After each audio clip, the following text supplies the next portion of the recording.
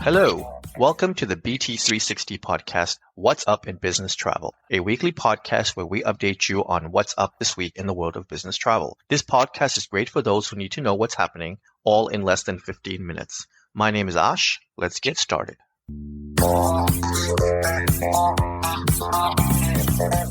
It is Monday, March 10th, and we've completed week 9 of 2025. Are you enjoying this podcast? Does this podcast help you stay in the know? Be sure to tell us by sending us a text message. You can easily do that with a new link that is available in our show notes. Now, let's get to our headlines. Amazon has launched Alexa Plus, an artificial intelligence assistant aimed at integrating into users' life with the capability to entertain, organize, converse, place orders, book tickets, provide travel inspiration, and more. Major travel brands, including TripAdvisor and Uber, have partnered with Amazon for the debut of its next-generation voice assistant. Amazon said it is rolling out the Alexa Plus over the next few weeks in the US, with an early access period and in waves over the following months. The voice assistant, which is built on large language models that can be found on Amazon Bedrock, will be free to Prime members and available for a fee for everyone else. Using voice, users can ask Alexa Plus about Uber ride options and wait times, and then can book the ride without touching their phone. Amazon has positioned Alexa as part of the travel world in the past, with plenty of travel brands getting in on the action. American Airlines has turned to the Supreme Court to relitigate the Northeast Alliance, a partnership with JetBlue that federal courts ruled as anti-competitive. Under the alliance, which lasted from 2001 to 2023, American and JetBlue jointly scheduled flights and split revenue on most of their operations out of Boston Logan, Newark, LaGuardia, and JFK airports. The Department of Justice sued to block the Northeast Alliance and was successful. The U.S. District Court in Massachusetts ordered the airlines to dissolve the alliance in May 2023, and American's appeal last November was denied.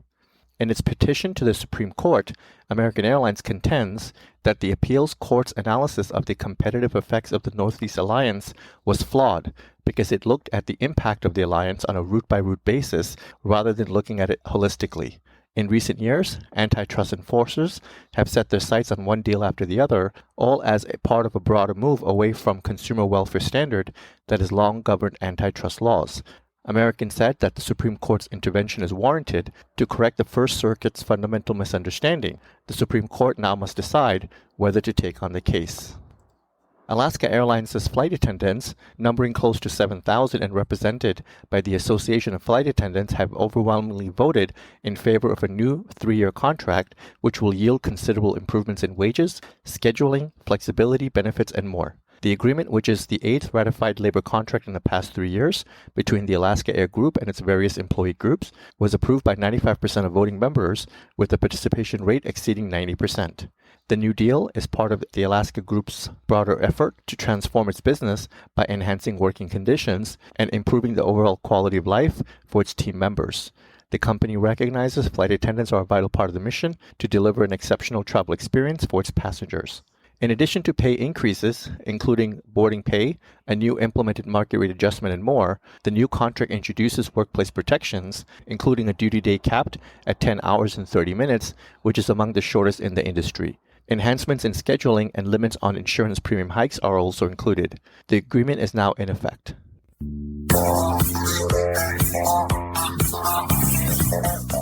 Now in news that impacts the travel industry. Expedia Group is making job cuts.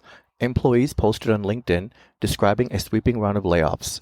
The Expedia Group's spokesperson said, "To ensure the best travel experience, we must continually adapt to the evolving needs of our travelers and our industry. This requires difficult but necessary decisions, such as refining our marketing strategies, improving efficiencies, and reallocating resources to areas with the greatest business impact to drive customer engagement." The job cuts come about a year after Expedia Group announced up to 1,500 layoffs in February 2024, shortly after the company announced then CEO Peter Kern would be stepping down. The planned increase in France's airline ticket solidarity tax has come into effect, despite heavy criticism from aviation groups. The rise in the tax applies to all domestic and international flights from France and has come into effect on Saturday, March 1st. The tax had originally been due to increase for departures from January 1st, but was suspended after the previous government collapsed in December. For domestic and intra-Europe flights, the tax increases from €2.63 to €7.40 per passenger for economy bookings, and for business class bookings, the tax increases from €20.27 to €30. For long-haul flights of more than 5,500 kilometers, the aviation tax increases from €7.51 to €40. Air France-KLM said that the new tax rates were already applicable to all bookings for flights from March 1st. This includes bookings already made before the tax was introduced.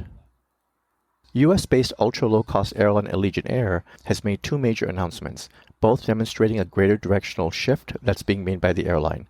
Effective September 2, 2025, Allegiant Air will be closing its base operations at Los Angeles Airport, where the airline has historically maintained a crew base and operated many daily flights. This move comes as the airline has doubled down on operating bases in other states across the country, most notably in the Midwest. As a symptom of the airline choosing to shut down its operating base in Los Angeles, Allegiant also announced that it will be eliminating 9 separate routes that operate out of that facility. Allegiant Air has found unsustainable operating costs that exceed more than $50 per departing passenger.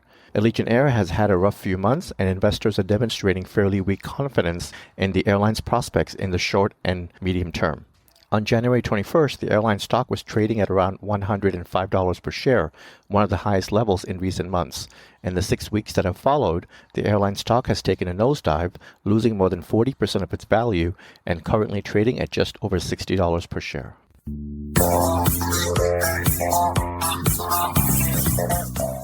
Let's get to the news of mergers and new partnerships. American Express has reached an agreement to acquire payment and expense technology provider Center, with plans to create a seamless expense management platform by combining Center's software and American Express's corporate and small business cards. Financial terms of the agreement were not disclosed. Center, co-founded by Concur co-founder Steve Singh, launched in 2017 and is part of Singh's investment group Madrona Ventures, which includes Spotnana, Troop, and Direct Travel. In a blog post, Center co-founder and CEO Naveen Singh, Steve Singh's son, said that the acquisition fit the company's vision that card and expense should be deeply connected. With the acquisition, which has a target closing date of the second quarter of this year, pending customary closing conditions, American Express said it would provide an integrated card and expense management solution through Center's technology. The acquisition does not appear to be changing Center's place in terms of working with the ecosystem of Steve Singh's investments. Uber will shift into a new gear in Austin, Texas, when the ride-hailing service will begin dispatching self-driving cars to pick up passengers.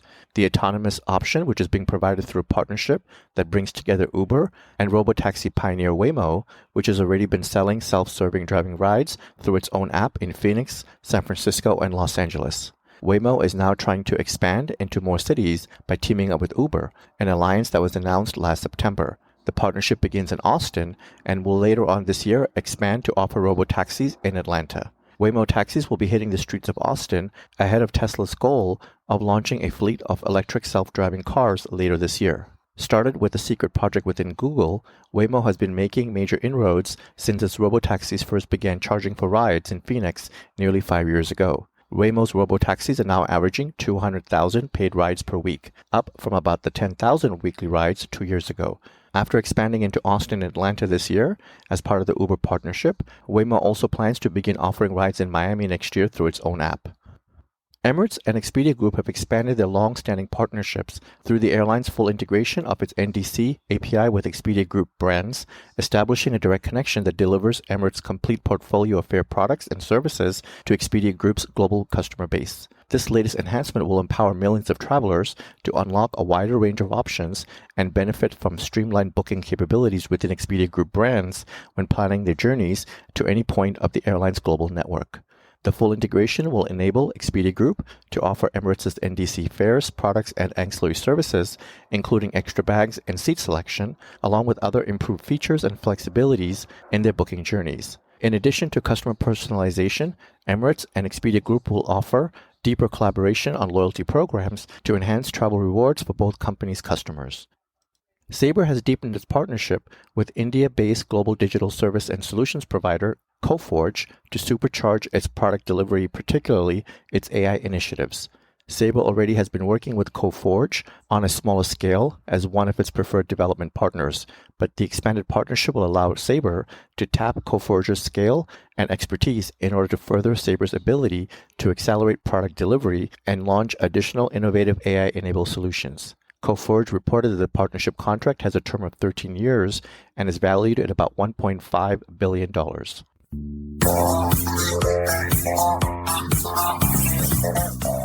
And now, news of new travel services and improvements. JetBlue will spearhead an upgrade of its Terminal 5 home at JFK.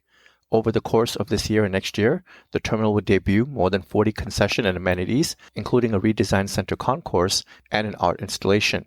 Among the enhancements will be the opening of at least 18 food and beverage offerings, including Steak and Shake and Italy. The project will include the redesign of Terminal 5 Center Concourse into a space designed to evoke New York City parks.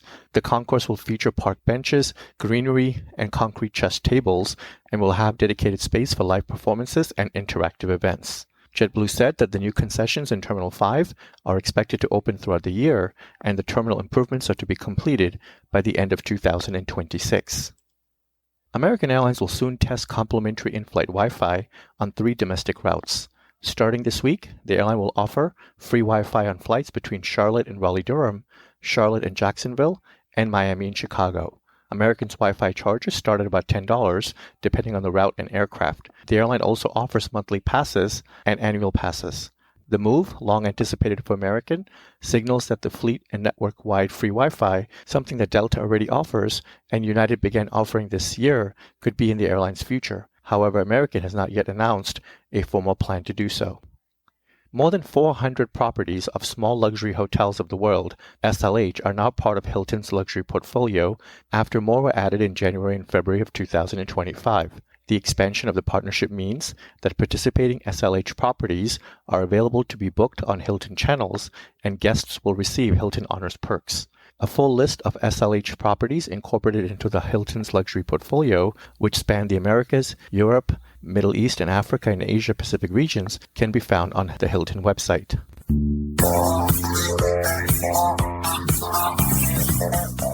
Now in some technology news. Bermuda Air flights are now available in the Amadeus and Travelport GDSs through an integration with Han Air. Travel advisors can book Bermuda Air flights via Han Air's HR 169 ticket stock. Bermuda Air, launched in late 2023, currently flies between Bermuda year-round to 5 U.S. destinations: Baltimore, Boston, Fort Lauderdale, Orlando, and White Plains. In Canada, Bermuda Air serves Toronto and Halifax, with Montreal in the offering. The airline had originally planned an all-business class offering, but now flies a 2-cabin service on the E-175 and E-190 regional aircrafts. South American discount airline JetSmart is now selling tickets via Amadeus. The move marks JetSmart's inaugural GDS integration for U.S. travel agencies. The Chile-based budget airline, which is owned by Indigo Partners, also the majority owner of Frontier Airlines, flies more than 80 domestic and international routes in Chile, Argentina, Peru, Colombia, Brazil, Uruguay, Paraguay, and Ecuador. American Airlines is a minority owner of JetSmart and has a code share and loyalty program partnership with the airline.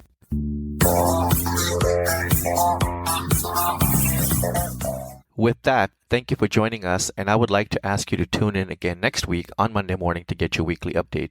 We hope that you will make this a regular part of your week and listen in while you're on the move or sitting back and sipping your coffee. You can subscribe to this podcast by searching Business Travel 360 on Apple or Google Podcasts, Spotify, iHeart, or Pandora. Be sure to share this podcast with everyone you know so that they can also benefit from getting to know more about what's up in business travel. You can always find more information on businesstravel360.com. Have a great day and travel well.